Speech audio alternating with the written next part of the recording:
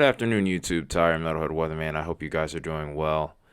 In this one, we are covering the severe weather threat for both today and tomorrow. We're going to kind of compile the videos in. I'm going to try to see if maybe I can do a morning video regarding the winter weather side of things.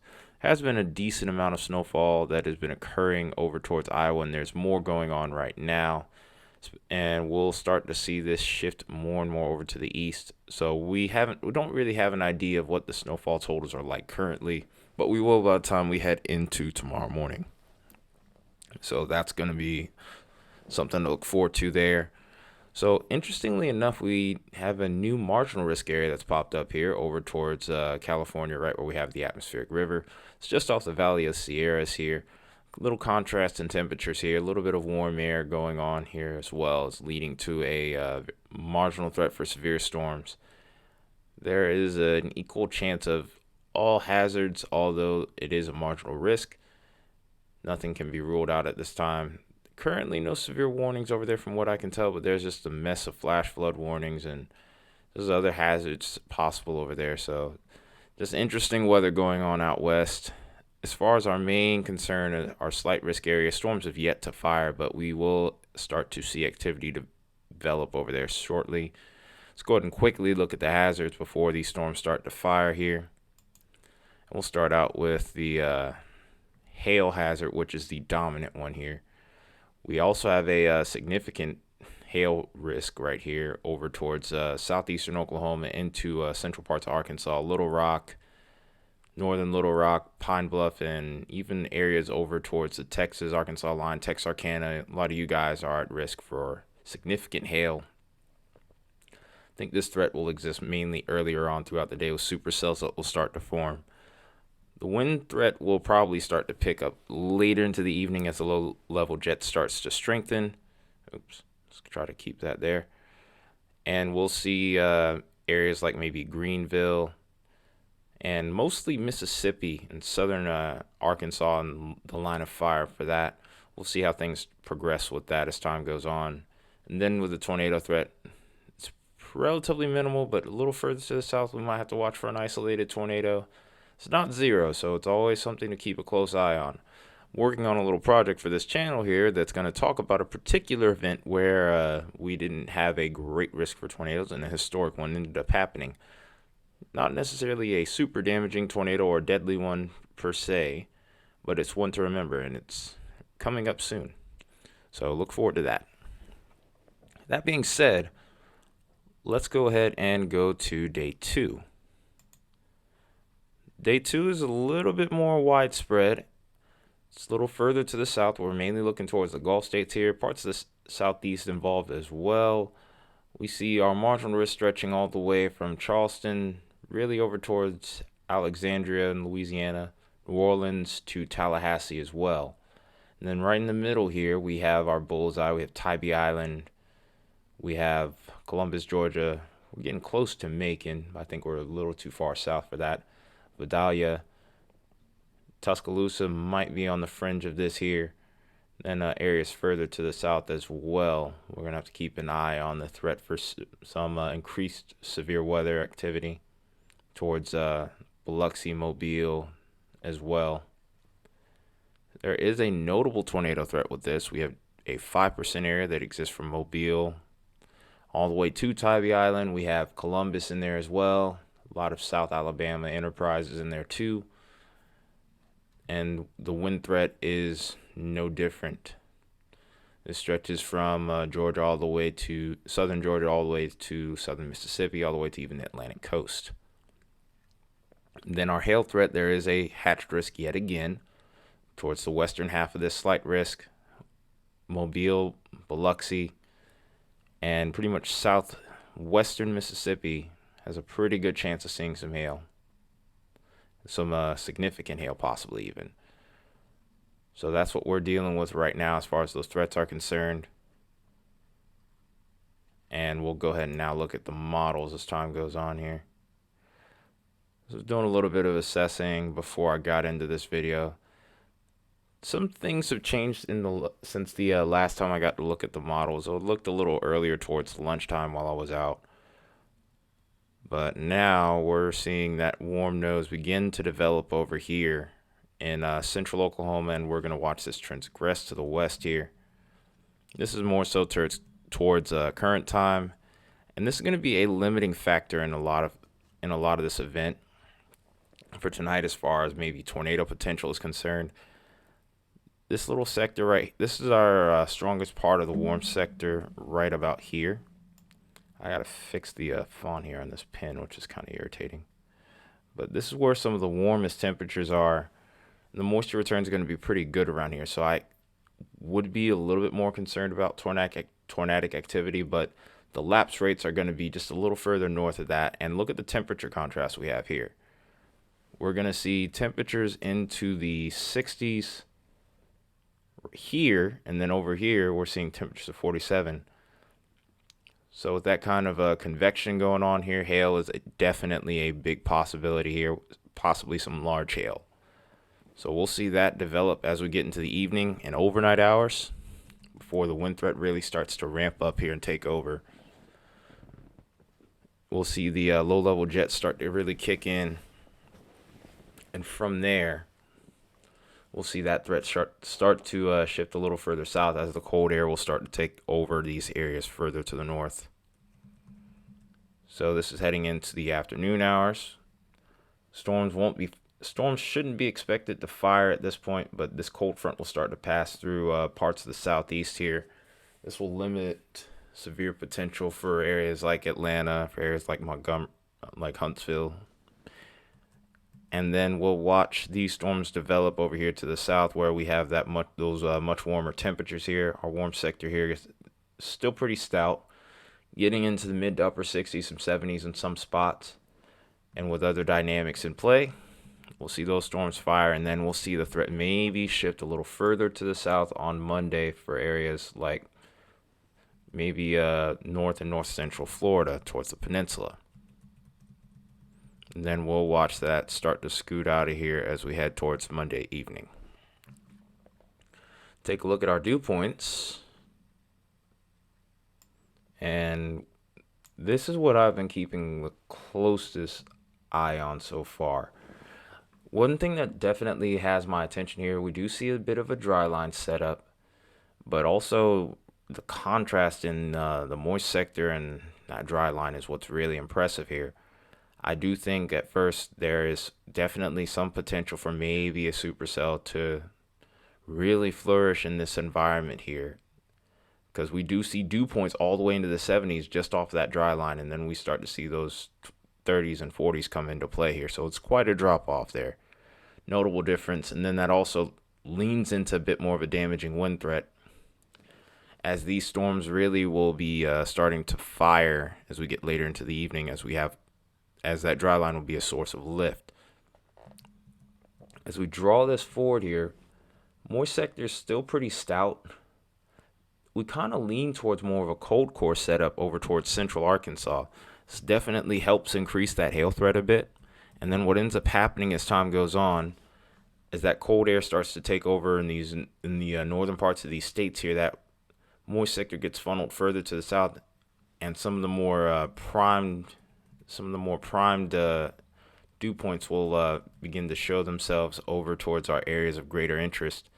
And this can also help increase that tornado threat, given the warm sector we already have in place, mixed with these increased dew points.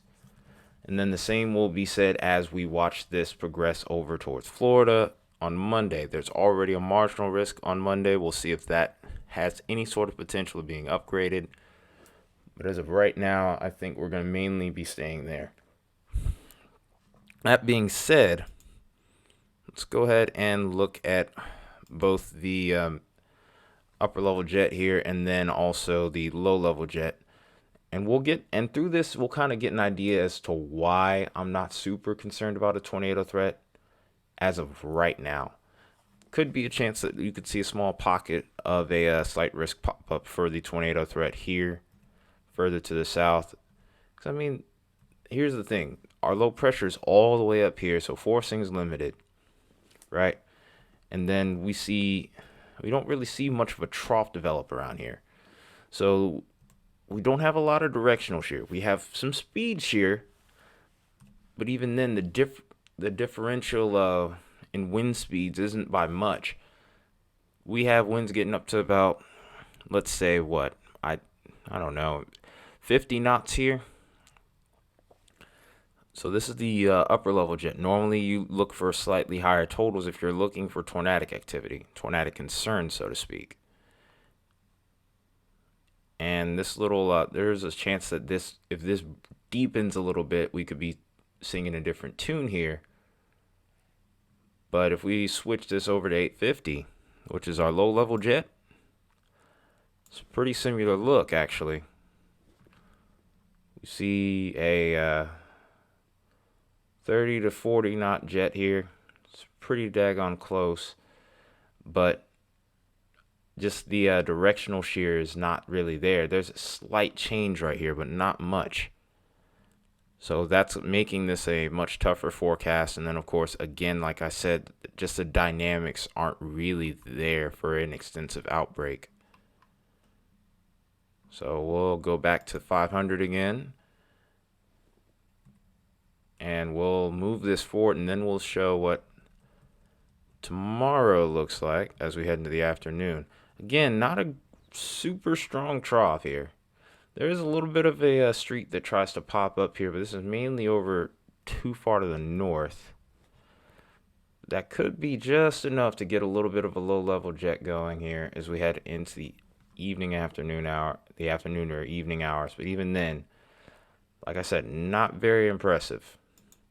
I don't expect this to be a mass severe weather producer. I think we'll get maybe a handful of reports, to be honest, at best. But one thing to note here is as we get into the evening, that low-level jet does try to develop a bit. Again, directional shear is a big outlier and really going to be a little bit of a limiting factor in regards to what I would say is a tornado threat. I think damaging winds will be the main threat with this as this transgresses to the east. But there is this pocket right here where we're getting up to about 53 knots towards southern Alabama that's interesting to me. That's something that we'll have to watch as time goes on. And even as we go through southern Georgia, we get up to about 52, getting close to 60 knots. In fact, there is 60 knots here. So that's something to keep an eye on too. And then we'll watch this work its way offshore as we head into the overnight hours. Might see a secondary little maximum try to pop up here across northern and north central Florida. But I think the best of the ingredients that would lead to any type of tornado threat will be just about gone by this point. So the real driving force with this system is going to undoubtedly be the Cape. The Cape is going to be the key factor in all of this because there is plentiful Cape available even now as we head into our current time here. We can see already up to 2,000 joules per kilogram. Explosive environment set in place for storms. There is a cap in effect as well early on in the evening. And this is really what's probably going to save us from having a much bigger or a much greater severe storm event or even outbreak, so to speak. And then as time goes on, we'll watch that cape start to diminish as we watch this hang further to the south. There is decent cape that's sufficient enough for some severe storms. The greatest cape, of course, is going to be towards the Gulf Coast here, where we're seeing up to about 13 to 1500 joules per kilogram. And as time goes on, we'll watch this begin to head offshore and then eventually go into Florida, where we could see some increased activity Monday, of course. Even then, the window for this being at its peak potential is very small. We'll have to see how Monday evening ends up treating this as time goes on. Mixed layer cape is pretty impressive. The surface base cape is a big question mark, however, because the surface base cape is honestly the most impressive that I've seen so far this year, really, if anything. Like I said, even with the surface cape, even with the mixed layer cape, the surface cape gives a great example of just how these storms are going to be oriented. The surface cape kind of tells me that we have a lot of warm air available. We have a very strong moist sector as well. Only problem with this is there is no really impressive wind shear to really drive home a wind and tornado threat to the extent that we would expect with a setup like this. That and a lack of forcing. So as a result, our capping inversion here is going to win out for a large portion of the evening here. I think over the next couple of hours, as that dry line comes in, we're going to lose that. We're going to start to see that lift here. As we get closer towards these blue colors here, as we'll indicate in the legend, that's going to indicate a much weaker cape or a capping inversion. But this is about current time right now, actually, or close to it. We're starting to see that cap begin to erode away at this point. But over here in the pink, we'll see conditions start to be more stable across this area with this cap inversion. And then as we head into the afternoon, we'll see this erode as well as that front starts to pass. The concern here is that some holes in the cap pop up and some storms will start to fire across this region. But the question is, how do the dynamics come into play along with this timing? But as a result, though, I'm thinking storms will still end up firing. We'll still see plenty of severe weather, but it's not going to be a massive outbreak. The dynamics just really aren't in place. I know I keep saying that, but this is just everything that I've been seeing off the models here so far. We'll go ahead and shift over to the composite reflectivity and get an idea of our storm modes here first before we close out this video. So far, it's pretty quiet. Really, like I said, storm development isn't going to really begin until about a couple hours out from now. Here we go, starting to see some supercells toward southeastern Oklahoma, heading into Arkansas. We start to see a little bit of a line segment develop here, and this is where our damaging wind threat comes into play. Could see an isolated tornado here as well, and then we watch this wind bag try to develop here. Could be a squall line briefly before we become too stable up here. Then as time goes on, we see an outflow boundary develop out ahead of these, and we could see a mixture of embedded and really discrete supercells too, over towards southern Georgia in particular. And we'll see this squall line start to develop right back ahead of that, and we'll see everything push a little further to the south here, start to get into the panhandle of Florida, and then by the end of this run, we'll see some possible severe weather towards maybe even central Florida as we head into Monday afternoon. This is towards the overnight hours. And here's the rest of the model run here. Could see a slight flooding threat with this too. Kind of leaning more so towards no, since it's been a little bit more dry over here. But not too dry. The ground should be able to take in the water over there, no problem. Pretty interesting stuff going on here on the severe side. It'll be interesting to see how it unfolds. We'll go ahead and go over the reports as we look at the winter threat tomorrow morning. But that's pretty much the end of this video. I hope you found this one useful. If you did, you know what to do. Hit that like button and subscribe if you haven't already. Of course, share this video to anyone that may find it useful. And of course, feel free to comment as well what kind of weather you may be dealing with right now and heading into the weekend. We'll probably have a video up Sunday afternoon looking ahead towards the week. I can't wait to get that one in, because that one's going to be very interesting, because I'm seeing some interesting stuff in regards to both winter and severe weather. But enough rambling from me. This has been Ty, Metalhead Weatherman. You guys take care. Have a good Saturday night, and I'll see you in the next video.